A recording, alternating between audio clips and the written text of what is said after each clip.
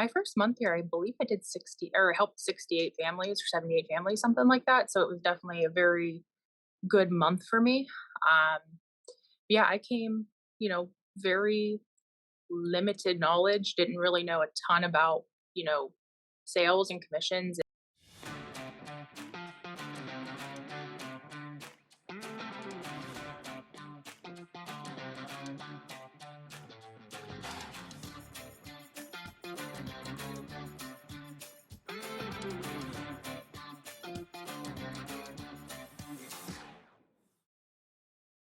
Hello, everybody. Grady Polson here, Family First Life America. Beyond excited to have Mara Mignogna on with us today. She is our number one. So drop a one in the chat below to show Mara some love. Our number one female producer at FFL. Not that sex should matter. It's irrelevant. You're one of our most elite producers in the entire company.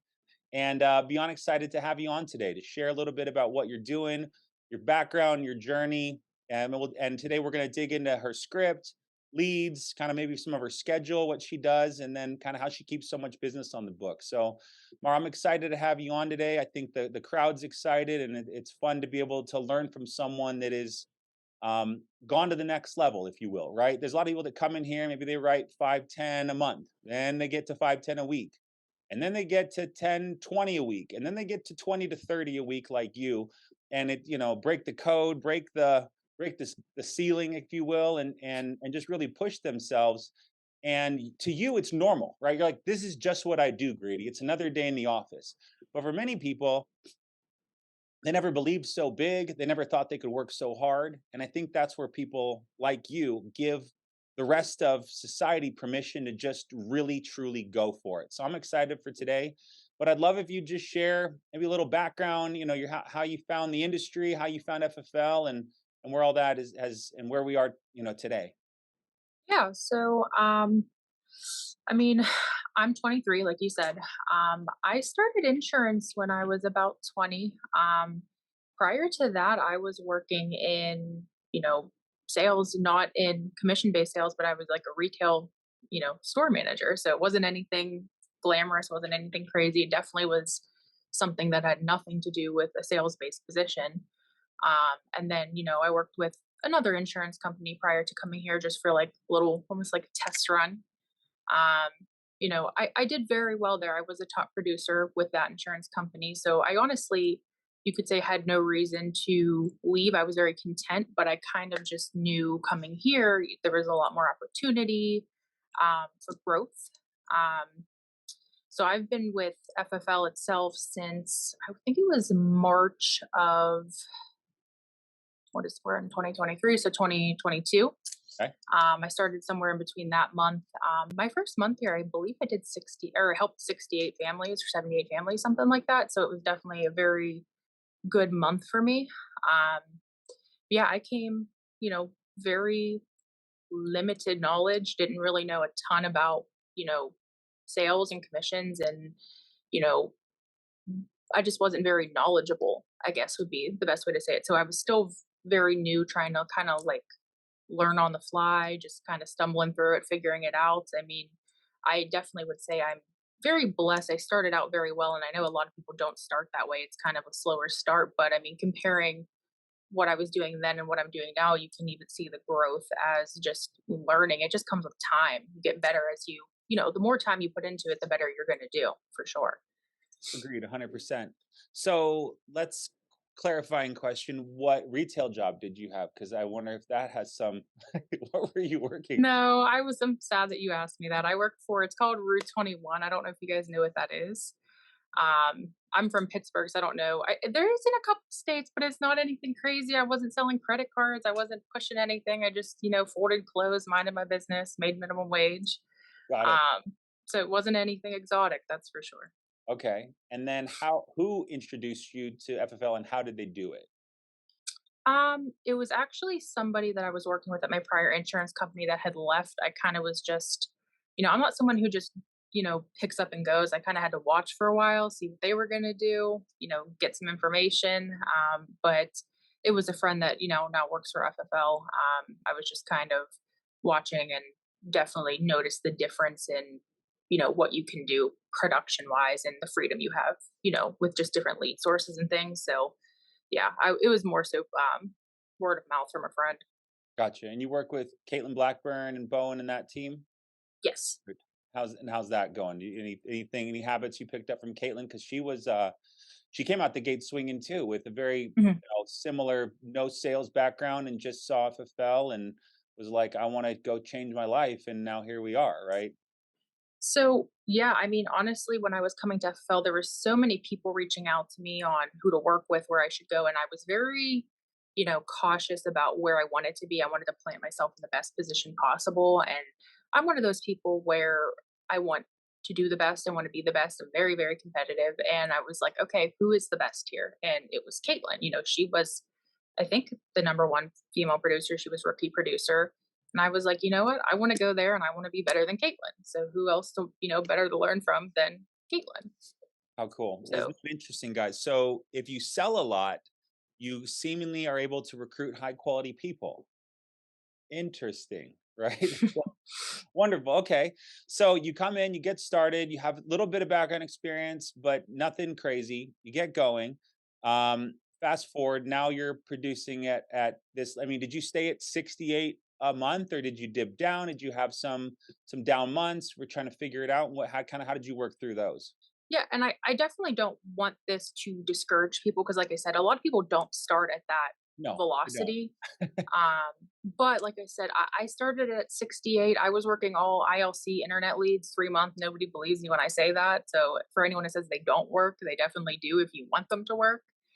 Um, but I would say I pretty much was stagnant for a while. I was doing around 60, 70, 80. And then I'd say maybe 6 months in, I think my first 100K month was June. So that would have been, I guess, 3 months later.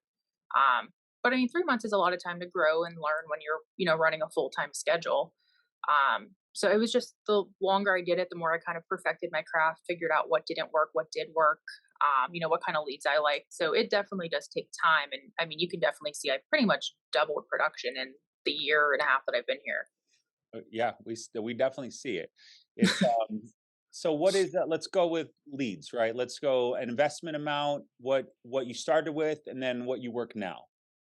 So that is still an ongoing process for me even now. I think I've pretty much fine tuned and figured out exactly what I like and how I like it now. I'm more so just working to maximize profit, spend, less, but still putting in as much as I need to produce. Um, I started, like I said, with mostly ILC leads, and I still do run those. I still think they're, just a very cheap, good way to get a lead source. So I am still running those. My main focus now is mortgage protection. I do think that is the way to go for sure. You're just getting a better quality client, people can pay their bills, has bills that they take care of. They have a bank account, they have to pay their bills somehow. So I more so started venturing into that side of things. And right now I'm focusing more so on churning out and producing my own leads through, like advertising, Facebook, things like that. Um, so I'm doing quite a few things. I'm also running live transfers. I'd say a week I'm averaging maybe about 2,000, I would say I spend on leads per week. Would be pretty average. It could vary depending on my week, but I'd say around there. How long have you been investing that?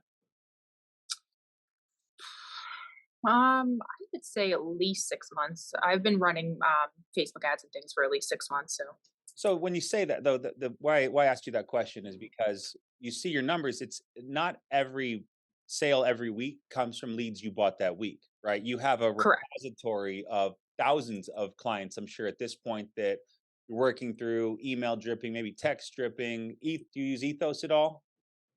I do, yes. Yeah, you sending your ethos link too. I mean, that's the thing, guys. The longer you invest, the more hooks more hooks you're gonna have in the water. The more holes you dig in the mountain, the more gold you're gonna find, right? So, so for Mara, she's been investing $2,000 a week, $8,000 a month for and probably it wasn't that specific dollar amount, but it was something over 500 to 1,000 a week to put yourself in a position where you've got now probably clients that are calling or new clients that are calling you back from 6, 12 months ago that you've been dripping on that are like, yeah, I've been getting your texts or I've been getting dripped on by you. I'm ready to move forward now. So that's wonderful. Is that all seem fair? Yeah, I mean, I was gonna say my one of my biggest pieces of advice is, no leads are old or bad leads. I think like a lot of my sales, I, pay attention because I do use phone burner in the days I've added my leads, and I get sales from leads I added a year ago still. I let leads kind of take a breather, take a break, and then I circle back around to them a couple months later, and I definitely have picked up really nice sales that way for sure. So I would say not to discard leads once you feel like they're, done. There's always something you're gonna find with them. Agreed. One of the fun lines is like, in the world of where we used to run in person would be you'd show up at the house and knock, knock, knock and say, "Hey, John, we got your request for coverage. Looks like you don't answer phone numbers you don't recognize. We need to get this facilitated. The office sent me out here today." Right. So that same mindset of just coming back around, right? A lot of it is timing, right? We could call it 3 times where they were busy, even though we triple dialed them in over 3 different days. It doesn't mean it's a dead lead. It's still a family that wanted coverage that, I like to say is that leads are people that love their family more than everybody else. They love them so much they want a stranger to help protect them, right? That's what's a cool concept that we have with leads. So, okay. So, you spend a lot on leads, clearly work hard. We'll dig into maybe your schedule now and then I'd love to go into your script. What are you saying? What are the nuances that help make clients feel so comfortable with you? So, let's talk on what's your schedule. So my schedule, I always say I work 7 days a week. I feel like I'm always technically working. I have appointments on my schedule 7 days a week. Right now, I am blessed with having two dialers that I'm using, and I think that was definitely a big help for me because now I'm not really dialing anymore. I'm pretty much just running constant appointments. Okay. But I leave my schedule open from, I think I have it like 9 a.m. to 11 p.m. because I also run like Alaska and Hawaii. Um, so my schedule's open almost 24/7. It's more so I just let them insert where they want to be. And then I, do my personal things and things I got to do around that. That's not ideal for everyone, but I mean, I just feel like if you want to produce at a certain level, you don't have enough time in the day if you're working 9 to 5, Monday through Friday. Agreed. So I would say I hope that answers your question to a schedule. Sure. It's not like a set hour amount, but pretty much always 365. So when did you get your first dialer? Or did you just come out the Um, gate, you're like, "I'm gonna get 2. We're gonna double down." no, I started my first dialer probably like a month or two into being here. Like I said, I had a little bit of prior insurance experience because I don't typically recommend people that are brand new to start. I feel like you need to kind of get in the trenches and dial first to know how to do it. So I picked up a dialer and then just kind of realized like I need another one. I have enough time to have more appointments. So I picked up a second one, I would say probably about a year in, so about 6 months ago or so. And it just crank it and fill in your schedule. Their whole goal is to get the appointments. And to clarify your point, I agree 100%. Dialers are wonderful add-ons to your business once you've mastered the skill set of booking your own appointments. Because a good part of booking your own appointments is, especially in a virtual world, a lot of times we can turn them into one call closes. And on top of that is the word tracks and objections you're going to overcome on a booking appointment. Oftentimes are the similar ones that we're going to like, why are you calling? Who is this? I didn't fill that out. Those same type word tracks you're going to use in the beginning of your presentation. So having those nailed down from a phone script, but you get up running and rolling. You're like, how can I optimize my time? Let's get someone to help fill my calendar. So I love that. So we got leads, we got schedule. How often are you booking appointments? Like, and what is it? Is it every 15 minutes? Is it every 45? Like, what is your goals? Like, if we've So got other producers that are like, I'm gonna model her to a T. Let's get it all out of her, Grady. So, I don't recommend it to start this way, but I have my presentation pretty much down to like I can get in and out a whole application in about 20 to 25 minutes for a person. So I usually have someone booked for a half an hour, but I typically will double book and I do book every 15 minutes because I mean, with telesales, it's a very, maybe I just haven't mastered this yet, but it's a very low pickup ratio naturally. Like you get a lot of reschedules and people that don't pick up the phone, they forgot about their appointment. So I try to accommodate for that by double booking. Worst comes to worst, if you call someone and they answer, you just call the other one 20 minutes late. Tell them you're running late. So I mean, if you can avoid double booking, I would say to book every half hour would be my recommendation. But then once you have like a very solid schedule built, maybe 10 plus appointments on there, I do recommend starting to double book so you're, maximizing your time. for sure. Now, what's a full appointments? I mean, if we're talking every half hour and you're working from 9 to 11, that looks like 24 appointments a day. Is that a fair? Or I mean, then we double book. We're going 48 appointments a day. Like, is that There's even? been days where I've had 30, 40 appointments on the schedule, yes. Wow. Okay. And then so at 30, 40 points, I mean, what's your if you at when 11:05 hits and you're just like, that was a good day. How many total presentations do you think you've given in a day? On a good day. On a good day, at least 15. Got it. Um, I mean, there's days where I could say I only talked to 3 people. There's day I could say I talked to 15, counting, like, reschedules and things like that. So it's hard to gauge. I also in between appointments, I've come to, like, live transfers when I have, like, maybe a half hour spare time, I'll just turn it on really fast and try to get a presentation in. So I'm, like, very much about just maximizing my time. I If I'm sitting there with not something to do, it bothers me. So I try to fit someone in. I'm always talking to somebody. I mean, not to get too deep too quick, but where does that come from? Like, where does this just incurable, unsatisfiable, like, quench to crush it? Like, where do you think that comes from? Um, I don't think I have a good answer for that, truthfully, because I don't know. But I do know I'm very, very competitive. So I just, I have like a set quota of like what I want to hit every week. I tend to be irritated if I'm under like 20 families for the week. So like I'm just constantly trying to hit it as fast as possible. And then if I hit it, I'm just like, when I want more. Like I'm always just wanting to outdo myself. Like I want to say my biggest month I helped 198 families or something like that, and my goal was 150, and I was like, well, I already did it, so now what? I just always want to improve myself and be better. So it's more so like me versus me kind of thing. Where do you go to improve now? Is anyone in FFL or outside of FFL that maybe you'll go put on a training, or you'll call up and say, "Hey, I went a day. I talked to 12 people, but I only closed 3 and I had 30 appointments on the books." Anybody you're counseling that maybe helps you on down days? Um, what do you mean by that? I'm sorry. Like any like as an elite producer, any trainings or scripts or anybody you're seeking new knowledge from to kind of continue to improve your craft.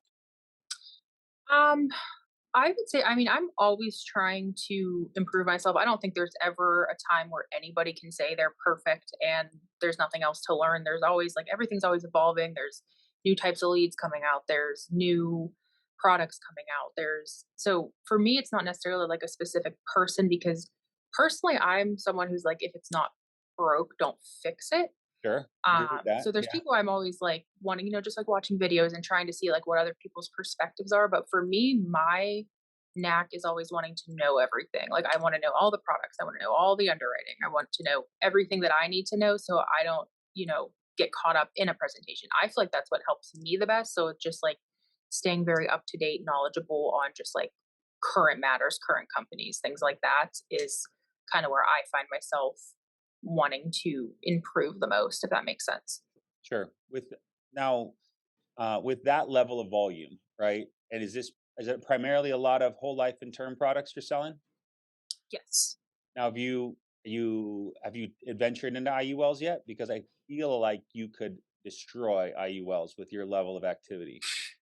So yes, I have like an uphill battle with IULs because I'm just someone who I'm like I love quick presentations. I feel like IULs take a little more time, a little more back and forth with clients. It's not like IULs are a very very hard one call close. They Got want it. illustrations and they want to talk about what they want to do monthly. So yes, I do them. If I feel like it's a situation that's fit for the client, I always recommend what I think is going to be best for them in their situation. Sure.